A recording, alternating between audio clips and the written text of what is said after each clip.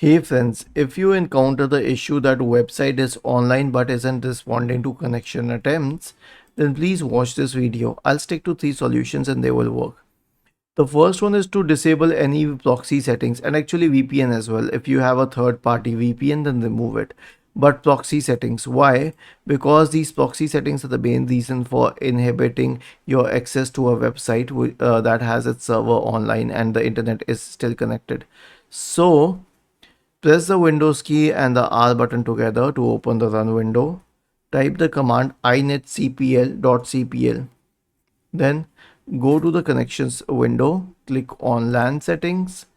Make sure that automatically detect settings is checked and then use a proxy server for your LAN is unchecked. Okay, the next solution is to disable add-ons on browsers. So let us open Google Chrome and then go to Google Chrome. Click on these 3 dots here, select extensions and then manage extensions, and then try disabling extensions one by one.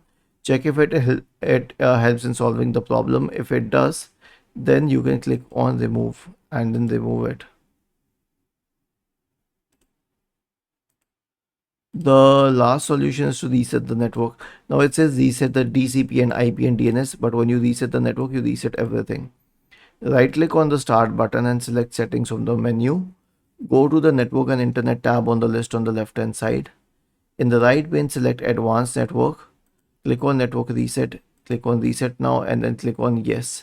Once you click on yes, all the network parameters will be reset to default. Was this helpful?